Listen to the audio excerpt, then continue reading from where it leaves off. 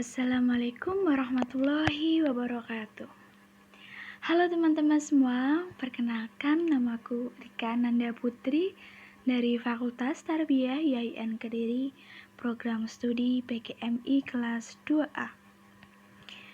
Nah, pada video kali ini saya akan membahas mengenai individu dengan gangguan autisme. Pengertian autisme.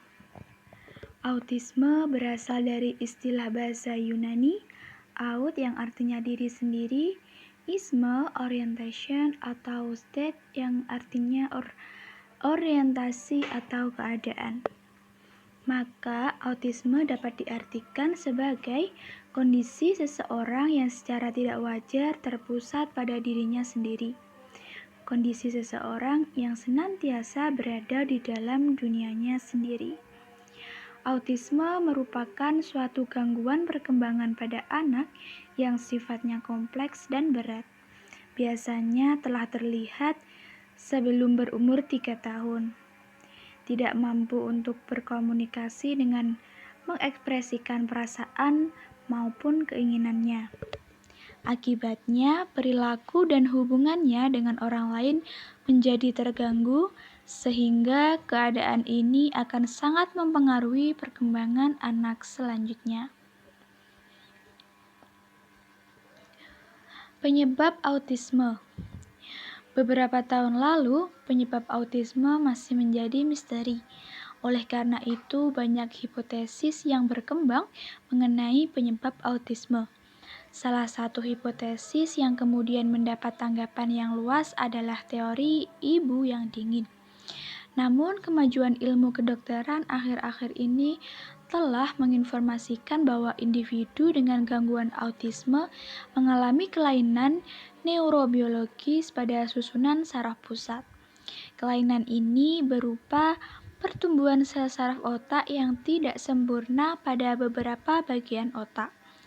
Gangguan pertumbuhan sel otak ini terjadi selama kehamilan, terutama kehamilan muda karena sel-sel sedang dibentuk. Apapun yang melatar belakangi penyebab gangguan pada individu autisme, yang jelas bukan karena ibu frigid atau dingin.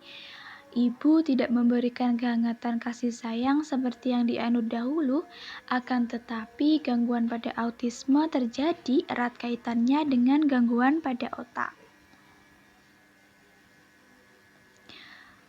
Karakteristik autisme.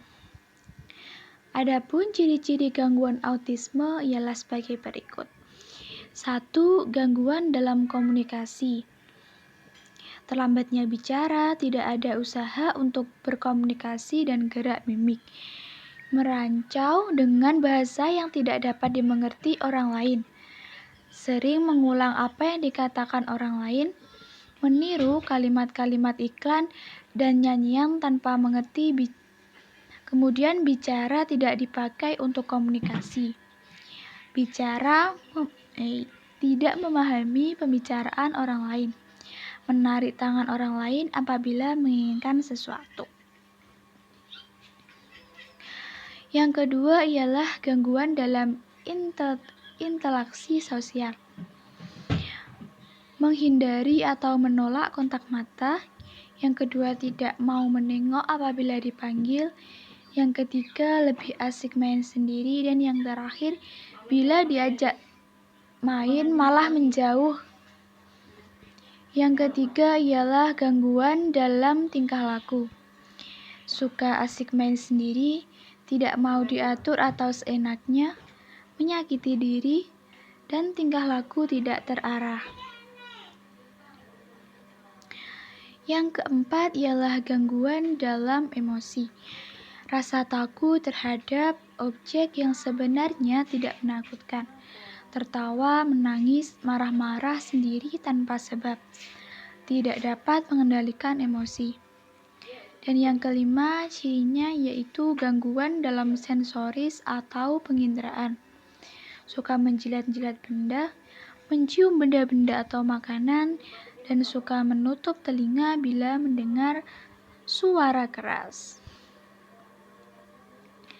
Penanganan autisme. Penanganan pada anak autis ditujukan terutama untuk mengurangi atau menghilangkan masalah gangguan tingkah laku.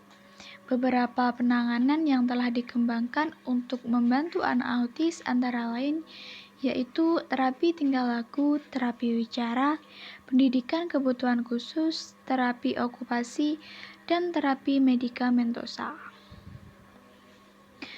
Jadi, autisme merupakan suatu gangguan yang kompleks yang akhir-akhir ini jumlahnya semakin meningkat.